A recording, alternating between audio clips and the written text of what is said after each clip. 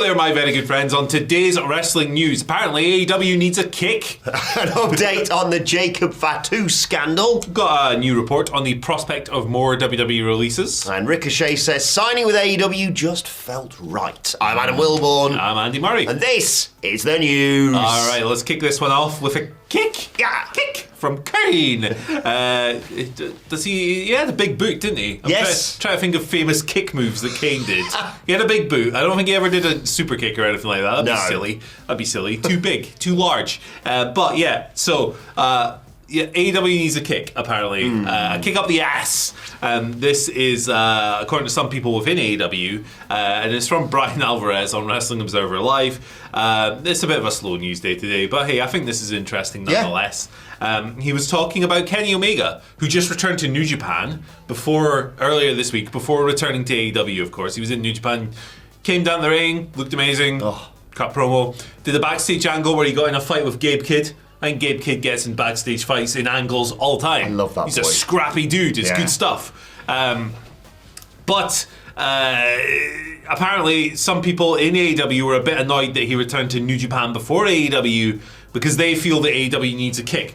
So it's quite hard to disagree with that, really. Yeah. I mean, if you think, like, I'm of the opinion that AEW does need a bit of a jolt, bit of a spruce. That could come through the ongoing Jon Moxley story. It could come from the Hurt Syndicate. Yeah. It's currently ongoing. It could come from a big return, like Kenny Omega.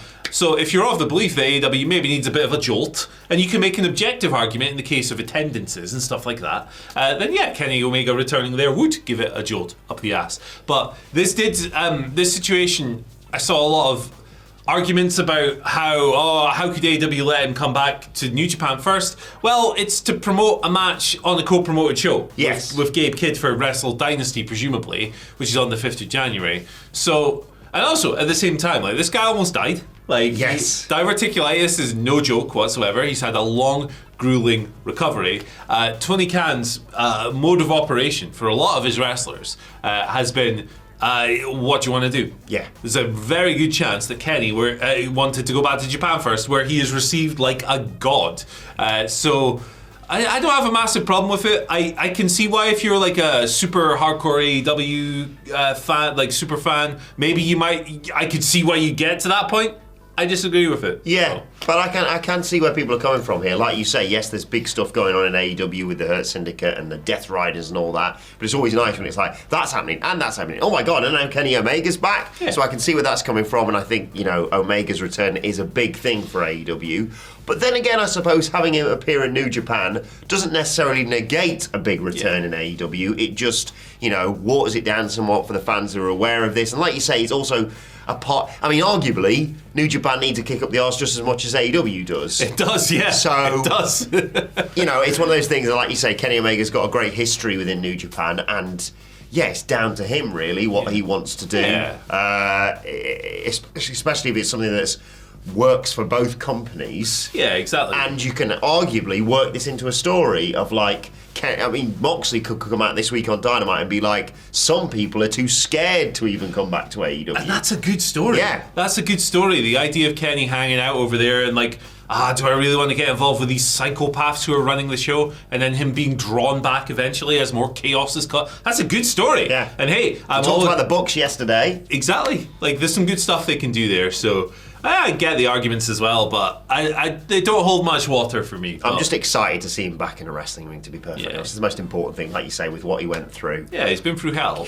Good God, he needs to just be back wrestling and having a nice time with it all. Exactly. I think at the end of the day, Tony Khan is a divisive guy. He provokes a lot of silly opinions from people, for sure. But at the end of the day, like, a lot of the time, he does do a good job of looking after his people. Best intentions, isn't it? Yeah, absolutely. And I think the way Kenny is coming back will be further evidence of that. So there you go. Right, let's bring you a bit of an update on that whole Jacob Fatu thing we were talking about yesterday. There was stuff going around. It basically resurfaced from June of last year when this first kicked off. But there was reports yesterday from Fightful Select, and we reported it ourselves, that Jacob Fatu basically had received money from a charity for a booking and then no-showed it and then never paid it back. Well, clarification on that finally, thankfully, coming from Fightful Select regarding Jacob Fatu and Jake's Network of Hope, which was the charity we were talking about yesterday.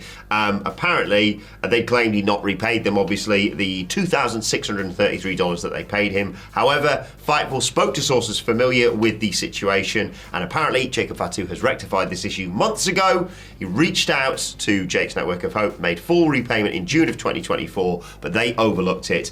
Jen Harper of Jake's Network of Hope issued a nice statement as well to Fightful, saying, in May, Jacob Fatu reached out with a heartfelt apology, initiating a meaningful dialogue that allowed us to work together with all parties involved to find solutions and fully resolve the matter. As Jacob Fatu embarks on his WWE journey, we wish him every success and are inspired by the solidarity shown across the wrestling community in support of this critical mission. So it's all wells that ends well, Good. I suppose. This is how it should work. This is how it should work. If someone does something wrong, in this case, not repaying the money, not going to the shows and then holding on to the money for a little bit, they should always have the opportunity to rectify the situation and make good. And then everyone can hopefully move on from it. Yesterday we spoke about how it was still unpaid because that was the information that had been made public. So everyone knew. Yesterday it transpires that it was repaid and they just missed it on their ledger or whatever. So they've made that error. And it had that come to light a little bit sooner, like none of the whole he hasn't repaid his stuff would have ever been a thing, at least from the time that money was paid. So obviously he shouldn't have held on to the money for so long, but he has repaid it now. He has apologized. Everything is good. This is how it should work. Yes. So good stuff across the board. And what would you? It's good. It's resolved. And hopefully, in a weird way, off the back of all this, and it's one of those things where you only can go with the information that you've got. The exposure again that Jake's Network of Hope have got out of this, hopefully more people find out what that is and go and support them, because charities more than ever need your support. Yeah, absolutely. And I felt it was important for us to cover this one today because we spoke about the what we had available to us yesterday, and the problem is these days a lot of the time a story will come out and then a corrective story will come out, and a lot of people have only held the original one, not the correction, and that version becomes their version of the truth. So it's very important to update these things as you go along. So I'm really glad this was all resolved. I'm glad that the charity has been reimbursed and all of this good stuff, and we can move on now. Jacob Fatu's a great wrestler. Apparently he was fantastic in Nottingham last night. I spoke to my mate Sparky, who took his son Jackson there. I mentioned it yesterday. He got a Samoan Werewolf t-shirt. He was like, which one am I going to pick?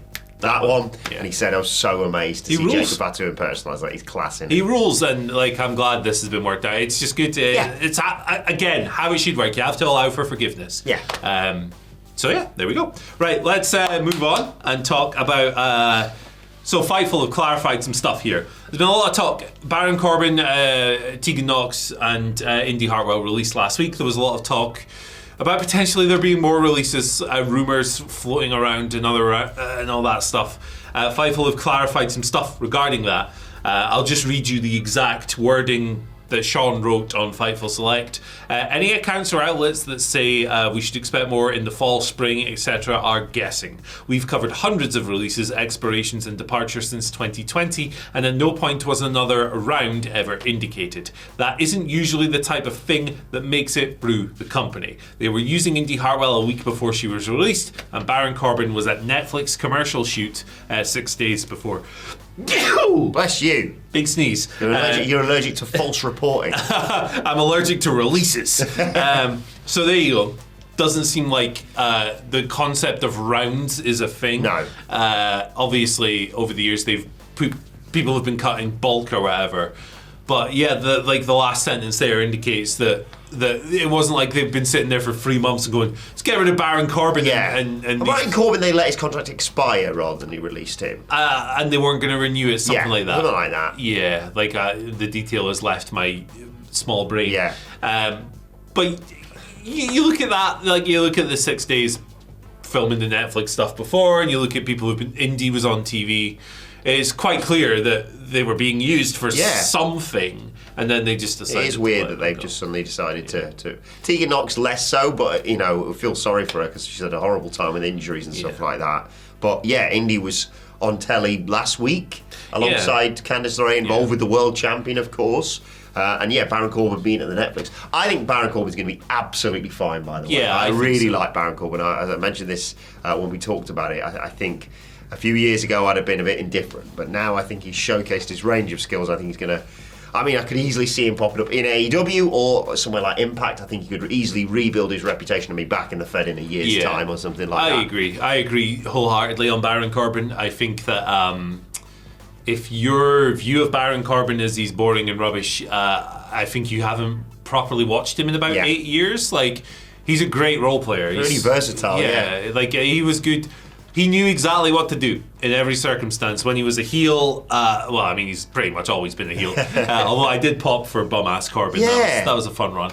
But yeah, he's just, like, he understands that he has a great way of like taking a loss and putting the next person over and being like a gatekeeper for people on their way up. Like, you need people like that on your roster. I think he was very good at it. And I think that if he did sign with AEW, there'd be a lot of people who were like, but then he would show himself to be a really, really effective piece of the puzzle. And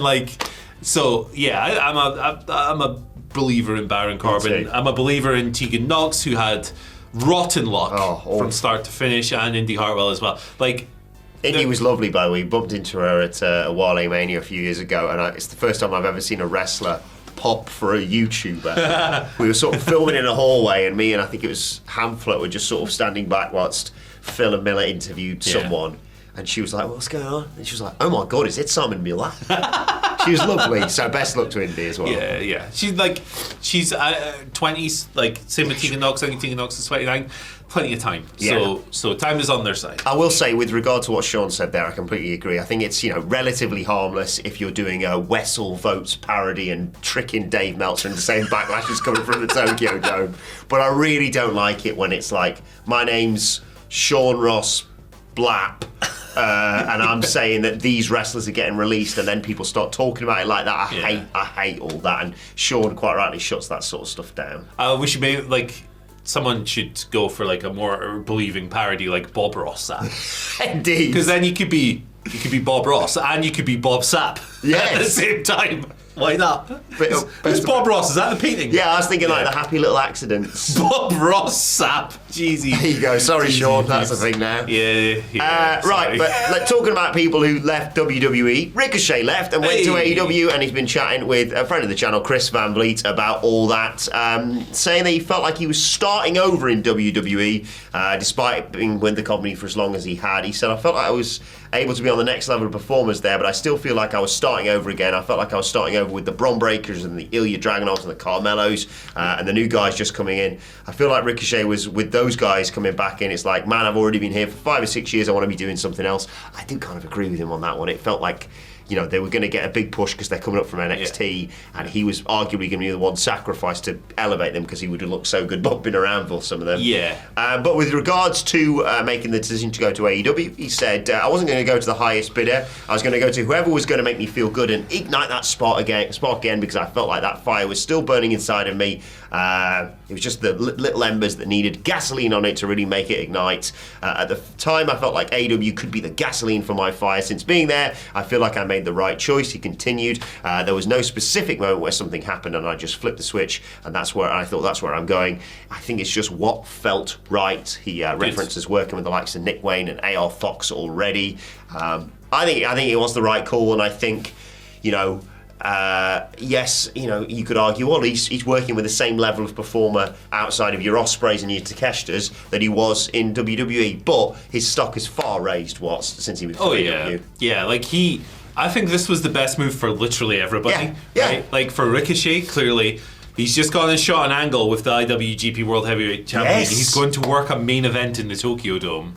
AEW is going to present him as a bigger deal than WWE would have. Right? He's had the Ospreay match already.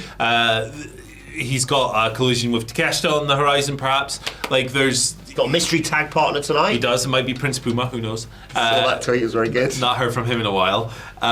He is unquestionably a bigger deal to AEW than he was to WWE. He was WWE were not going to push Ricochet to the same extent, and there are reasons for that. Obviously, like, he's just not the kind of guy that they push, and I think that's a shame. Look at that top level. Look at those people that we've talked about. Your Roman Reigns, your Cody Rhodeses, your Kevin Owens, Randy Orton. Just off the top of my head. And then think about the fact we were sat here just the other day saying, give Montez Ford a push. I'd push him ahead of Ricochet in WWE, so it was the right move. Different products, different styles, everything else, different bookers, different preferences. So it was good for him to leave WWE because, like, he was an enhancement talent for the last part of his career there. And look, he was very good at it. He was very, very good at putting Braun Breaker and people like that over. And those are good wrestlers. Those are great wrestlers. But at the same time, he probably feels a bit more fulfilled having been there for 8-9 years. Just going somewhere else and doing different things. This is the beauty of the wrestling landscape.